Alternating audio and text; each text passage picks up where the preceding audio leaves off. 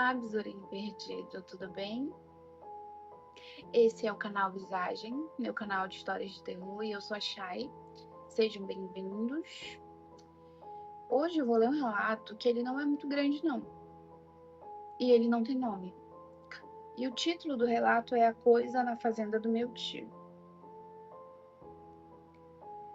Quando você tá na roça, o silêncio nunca é total. Tem grilo, sapo, vento nas folhas, cachorros latindo ao longe. O verdadeiro terror é quando a natureza simplesmente se cala. Isso aconteceu há uns 3 anos, na fazenda do meu tio. Eu fui para lá passar um feriado prolongado. Eu queria fugir da cidade, comer comida de fogão a lenha e não fazer nada. O meu tio mora lá com uns 4 cachorros. Eles não têm medo de nada, eles botam onça para correr se precisar. Na segunda noite, por volta das 3 da manhã, eu acordei com vontade de ir no banheiro. A casa do meu tio é daquelas antigas, com varanda em volta e aquelas janelas de madeira que rangem quando você abre. Estava um calor infernal, então eu tinha deixado a janela do meu quarto entreaberta. Quando levantei da cama, eu percebi uma coisa estranha. Os cachorros não estavam latindo, mas eu conseguia ouvir um choro baixo. Sabe quando o cachorro está apavorado e fica encolhido no cantinho? Eles estavam todos embaixo da varanda, chorando daquele jeito. E o resto da fazenda estava num silêncio mortal. Nem os grilos cantavam.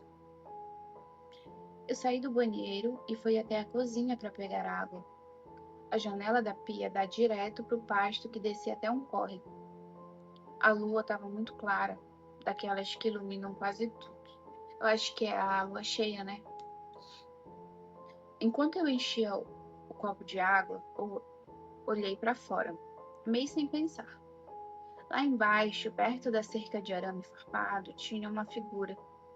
De primeira, achei que fosse um ladrão de gado ou alguém da região que tinha se perdido.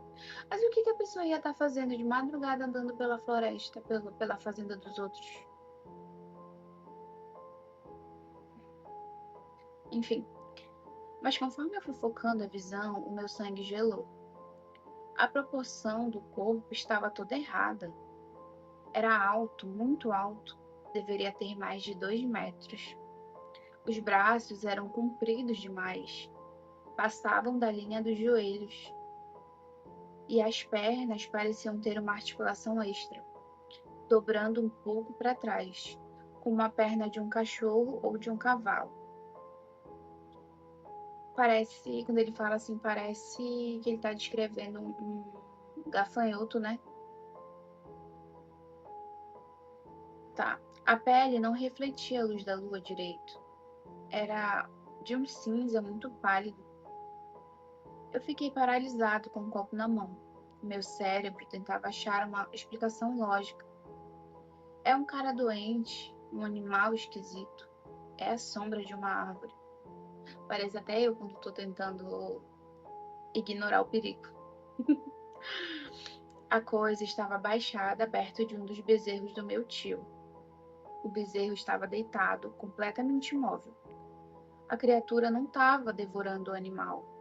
Ela estava só passando aquela mão esquisita e longa sobre a barriga do bezerro, com movimentos robóticos. Era como se estivesse examinando o animal. O que aconteceu em seguida é o que me dá pesadelos até hoje. Eu não fiz barulho nenhum. Eu estava descalço no escuro da cozinha.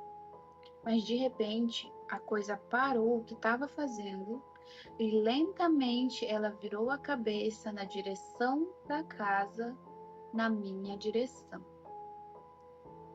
O rosto não tinha nariz e nem orelhas. Os olhos não eram pretos.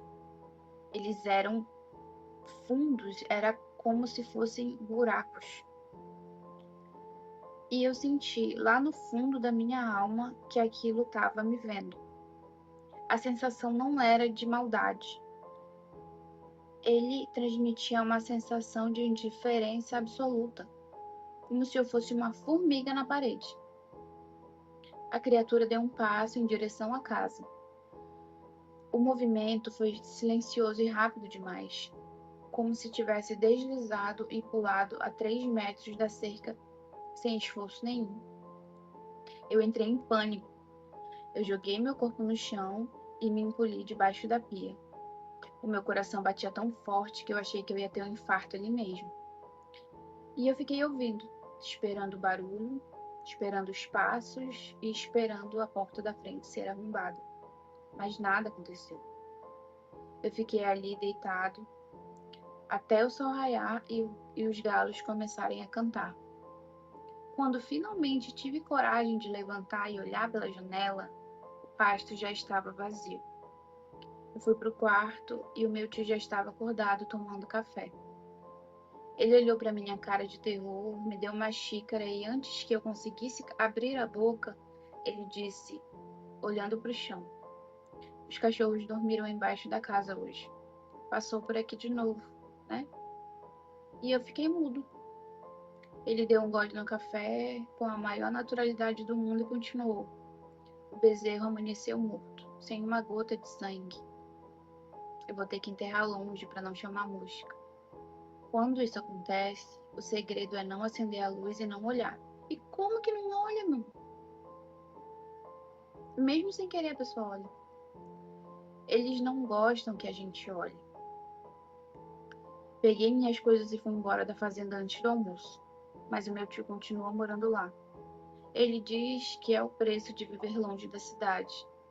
A gente tem que dividir o espaço com as coisas que moravam ali primeiro. Esse relato, ele me lembrou uma história que eu ouvi quando eu era pequena. Quando eu morava no interior, eu ouvi uma história de que uma família foi encontrada morta, sem uma gota de sangue no corpo, né? Sem ferimento, sem nada assim que pudesse dar indício de que tinha acontecido alguma coisa. Não tinha nada. Eles só estavam sem sangue no corpo, sem nada. E aí o que as pessoas falaram que era um tal de chupa-chupa. Mas eu não sei o que que era esse tal de chupa-chupa. Eu não sei se era porque era da época dos meus avós. E eu não sei se nessa época tinha negócio de alienígena. Enfim, eu não sei se era alguma coisa da floresta que fez isso. Porque, assim, eles foram fazer farinha, né? No interior, se algumas pessoas elas não sabem, mas quando você vai fazer farinha, você fica um tempo não sei se é. Desculpa. Eu não sei se é chácara ou sítio, né? Que o pessoal fala. Eu fui uma vez só com a minha avó.